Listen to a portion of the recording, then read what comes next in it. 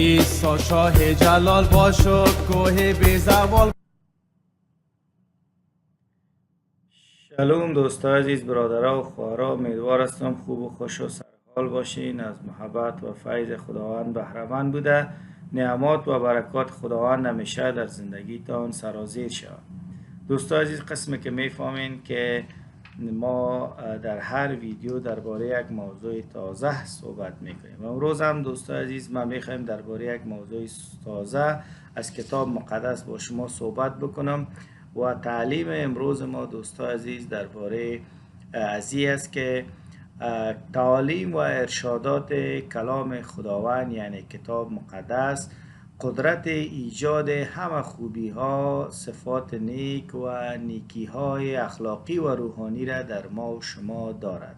پس ما و شما نیاز به تعالیم دروغین منسوب به خدا از ادیان و مذاهب دیگر نداریم. یعنی کتاب مقدس قادر به این است که تمام خوبی ها، نیکی ها و تمام صفات نیک اخلاقی و روحانی را در ما ایجاد بکنه. ما ضرورت به تعالیم دروغین انسانی و تعالیم دروغین به مذاهب و ادیان دیگر در این راستا نداریم.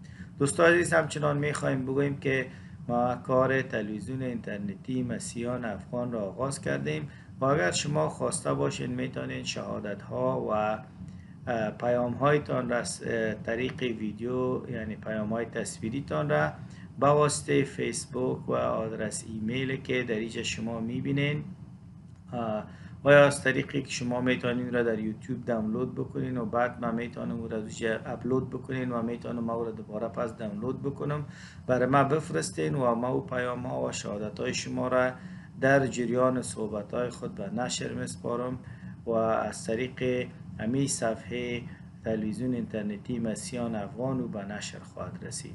پس دوستان عزیز، منتظر دریافت شهادت ها و پیام های شما هستم. همچنان اگر شما سوالات داشته باشین میتونین به شکل تصویری یا صوتی با ما مطرح بکنین و ما به جواب از سوالاتتان حتما از طریق امی تلویزیون اینترنتی مسیحیان افغان با شما میرسم و جواب سوالاتتان میدم. خب موضوع امروز ما دوستان عزیز این است که تمام خوبی ها و صفات نیک و نیکویی ها و همه مسائل خوبی که اخلاق خوب روحانی را در ما ایجاد میکنه و اخلاق خوب روحانی باعث از این میشه که ما اعمال ما و افکار ما و گفتار ما مطابق با خواست و پسند خداوند باشه، مفید به جامعه باشه و باعث برکت به مردم شوه.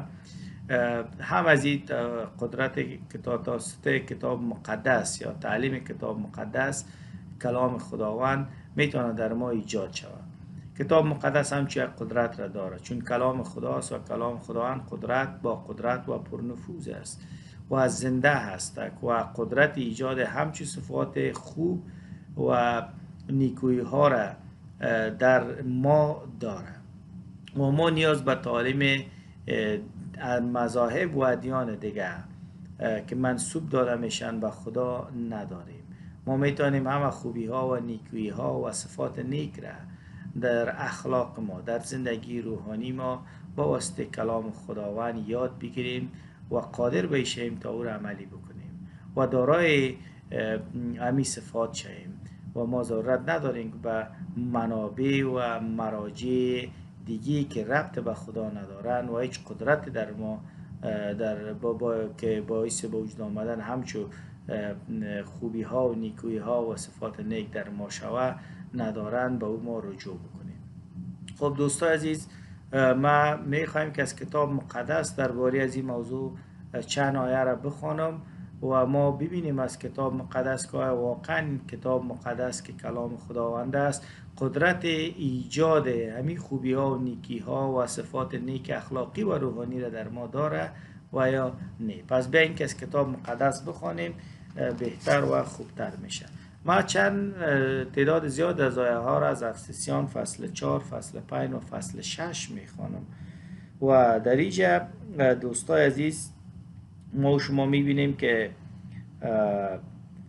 در افسسیان فصل 4 اگر ما از آیه 4 بخوانیم در اینجا ببینید که صفات نیک و خوب که انسان به او ضرورت داره، او یکی از صفات نیک و خوب اتحاد است. و در اینجا در آیه 4 ما میبینیم که ما همه اعضای یک بدنیم و در همگی ما یک روح ساکن است، یعنی روح القدس، و همه ما برای رسیدن به یک امید دعوت شده ایم، یعنی به آن جلالی که خدا برای ما تدارک دیده است.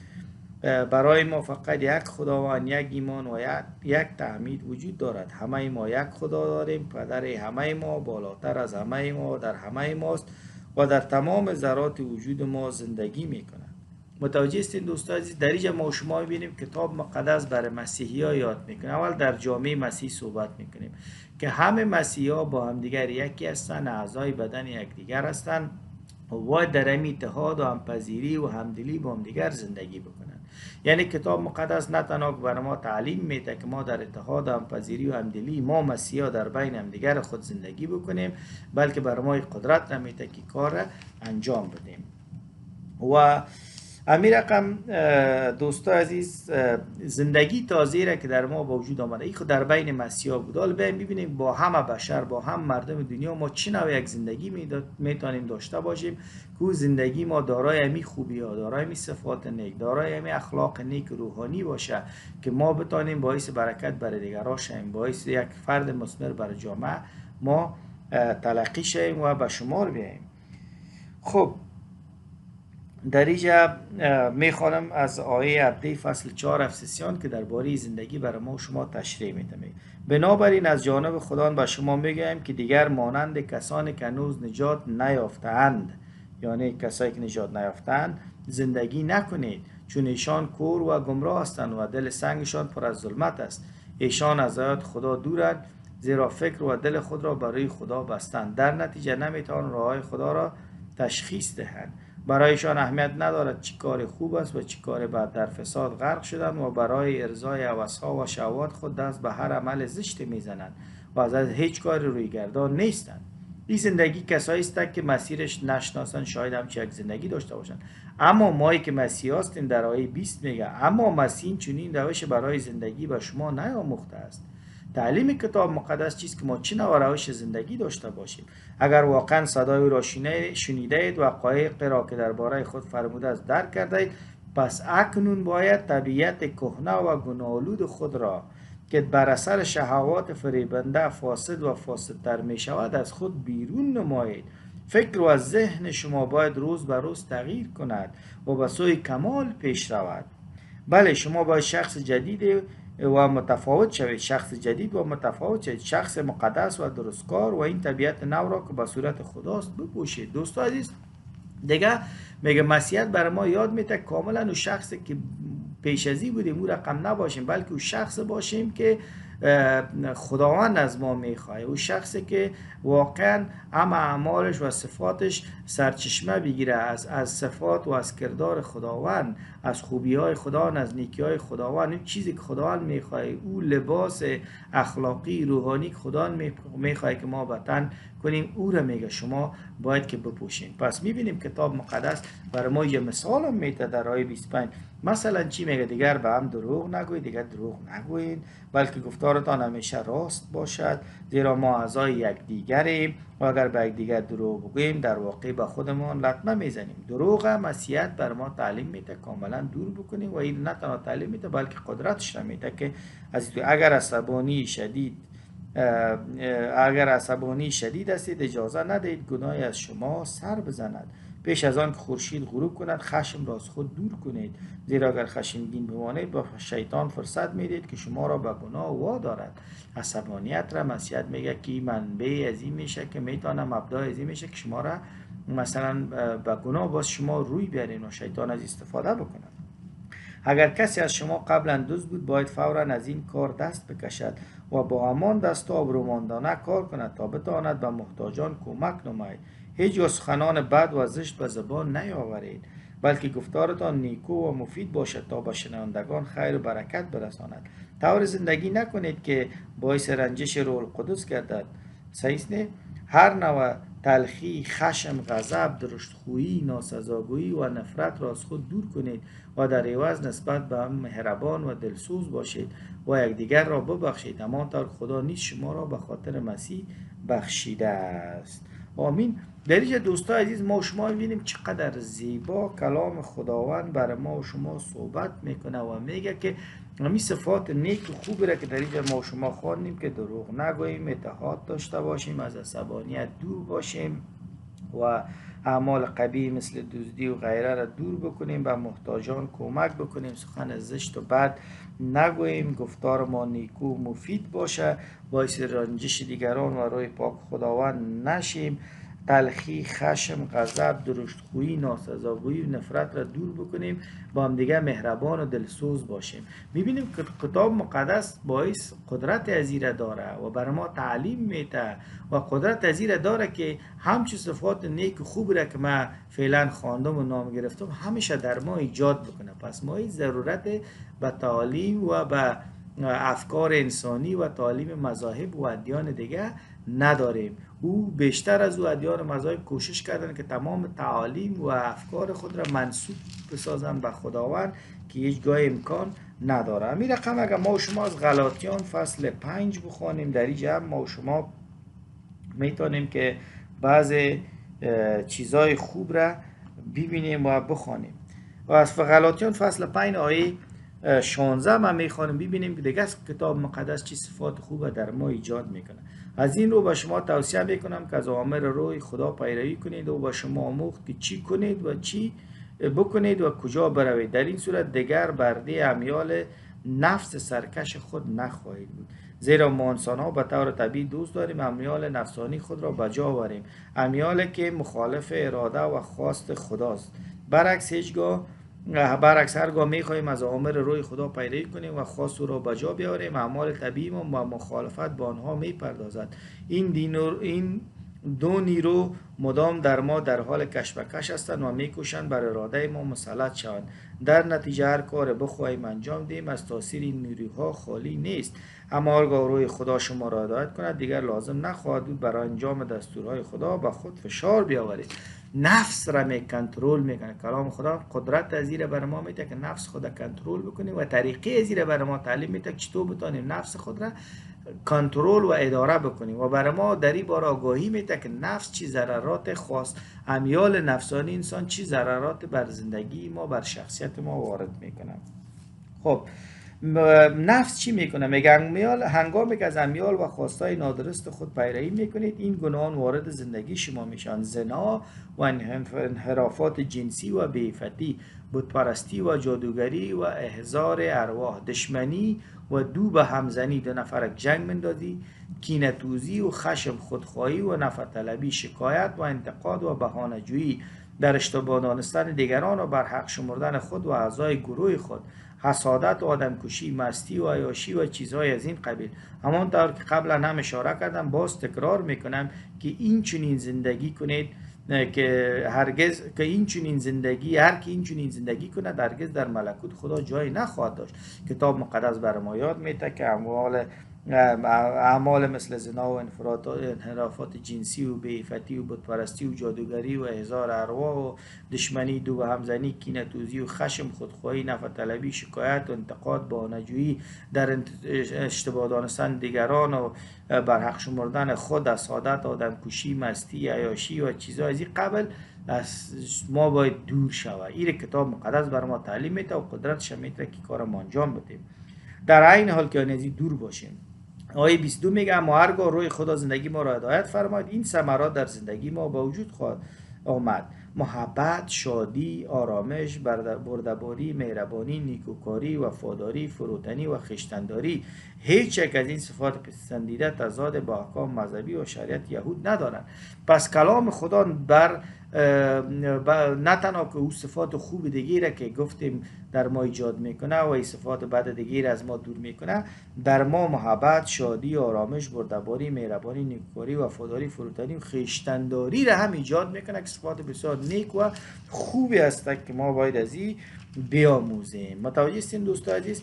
و پس در اینجا میبینیم کتاب مقدس همون قدرت ازیره داره، قدرت کامل ازیره داره که یک تغییر کامل را در صفات، در قسمت ایجاد صفات و اعمال نیک خوب و نیک در ما ایجاد بکنه تا ما بتانیم از امو اخلاق مورد پسند روحانی چی شیم؟ بهره‌مند شویم. دوستان عزیز متوجه هستین؟ و ما میخوایم که از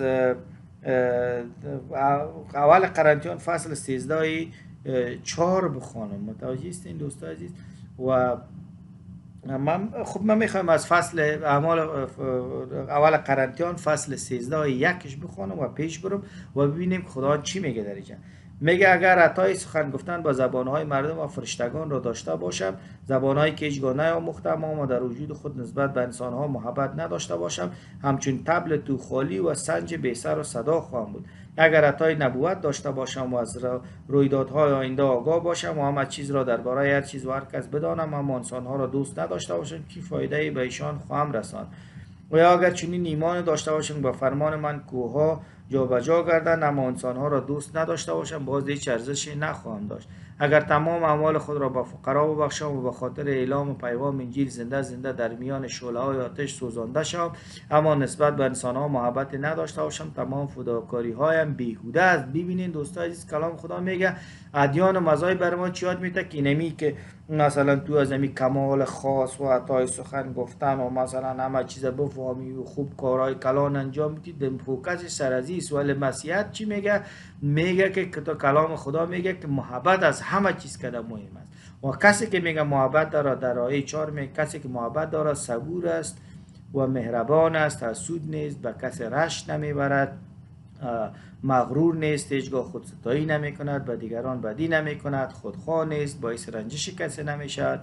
کسی که محبت دارد پرتوقع نیست و از دیگران انتظار بیجا ندارد، عصبی و زودرنج نیست و کینه به دل نمی گیرد، هرگز از بی‌انصافی و بی‌عدالتی خوشحال نمی شود بلکه از پیروز شدن راستی شاد می گردد. کسی که محبت دارد در هر وضعی وفادار می ماند، همیشه اعتماد دارد، هرگز امیدش را از دست نمی دهد و در هر شرایط تحمل می کند. محبت، صبوری، مهربانی، حسادت نداشتن، رشک نورزیدن، مغرور نبودن، خودستایی نکردن، به کس بدی نکردن، خودخواه نبودن، باعث رنج شکست نشدن، توقع بی حد نداشتن، از دیگران انتظار بیجا نداشتن، عصبی و زودرنج نبودن، کینه به دل نگرفتن، بی عدالت و بی انصاف نبودن و همیشه به خاطر راستی و عدالت ایستادن. و صفات خوب است که در پهلوی صفات خوب دیگه که از کتاب مقدس از رساله های غلاطیان و افسسیان بر شما خواندم که یک چند مثالش است، هزارها نیکی و خوبی دیگه صفات دیگه را کتاب مقدس بر ما تعلیم میده. در پهلوی ازی که تعلیم میده راه عملی کردنش را و قدرت عملی کردنش را از طریق روح پاک خداوند بر ما در ما چی میکنه؟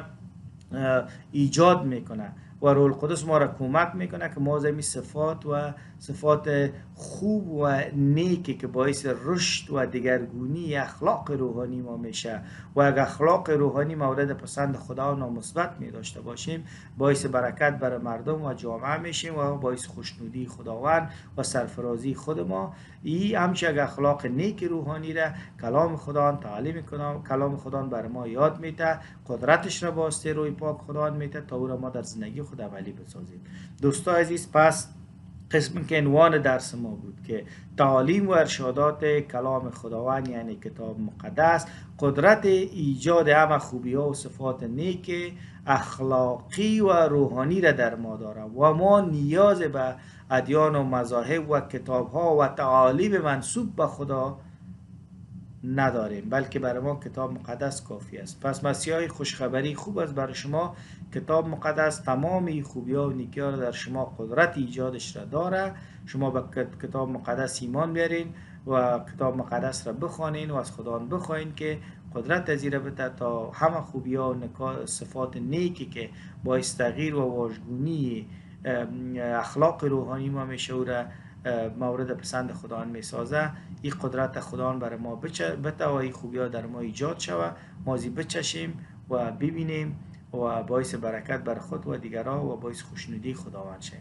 تشکر میکنم دوستان عزیز. بازم فرمایش نکنین و فراموش نکنین تلویزیون اینترنتی مسیحیان افغان همیشه در خدمت شماست و شما میتونین شهادت ها و پیام هایتان برای ما بفرستید و ما از طریق ازی تلویزیون اینترنتی به همه پیام ها و شهادت های شما را و به سوالات داشتین نشر میکنم و به جواب از اونا میپردازم.